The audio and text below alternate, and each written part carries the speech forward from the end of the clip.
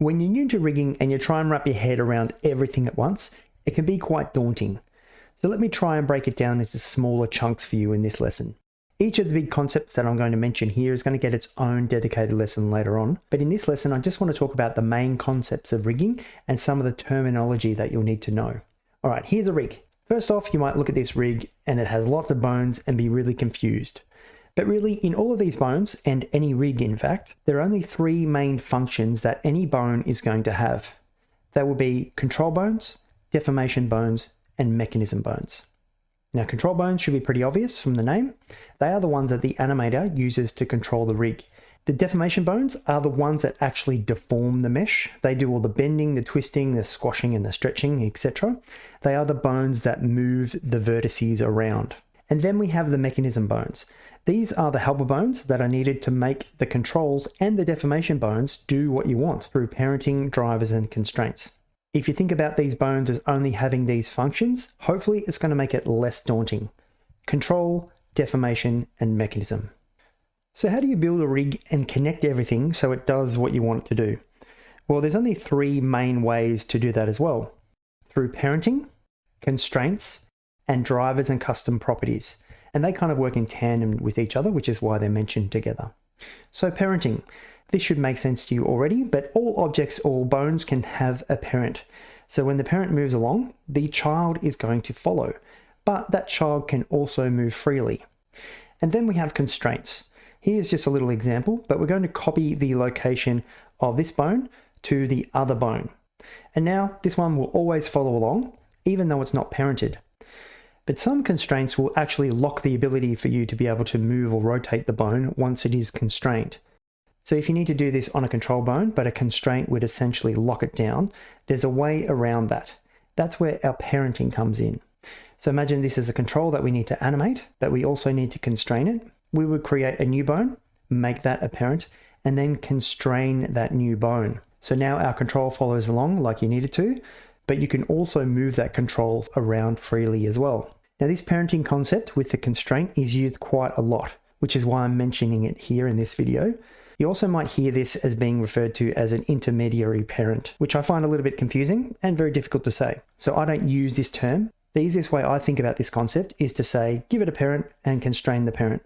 That way you never have to remember or even pronounce the word intermediary. You're welcome. Then we have drivers and custom properties. And as I've already mentioned, these work together because they're kind of like friends. Drivers can be used for really complicated things. However, the most common use in rigging by far is just to use a driver as a switch to turn on or off a constraint when you want. So it's common to create a custom property and then connect that custom property to the constraint to drive it as a switch. And that's why they're really good friends. As I said, you can do some really complicated things with drivers, but this switch concept is as far as we're going to take it in this course. Another important concept you'll need to understand in rigging is space.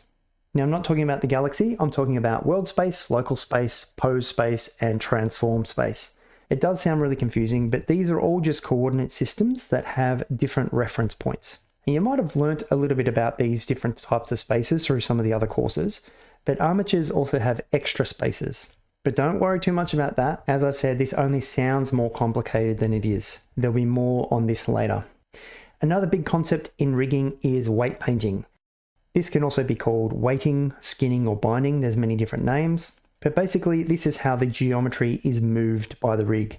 You assign weights to those vertices, and then they will follow along with the bones that you tell it to. Weight painting is a little bit of an art form in itself, and we'll be going over this in some dedicated lessons later on. There's a few more seeds that I want to plant early, and as I mentioned a few times already, but the order of the constraint stack and the modifier stack matters. It's always calculated from the top to the bottom. So the order that you put your constraints or the modifiers is going to make a difference. All right, have those seeds been planted? Excellent. That's going to help you do some problem solving later if ever you run into issues. And finally, and probably the most important concept to understand, is that you're building a rig to be animated by an animator. This might be you or it might be someone else. Either way, the rig should be as simple as needed, but no simpler. Now, this doesn't mean you can't do super technical and complicated things under the hood, and sometimes it has to be super complicated to get the desired result, but the aim is to make it really simple to use for the animator. And simple to me means logical and neat. So it's always good practice to organize your controls into collections so you can easily display the controls and hide them when you want to.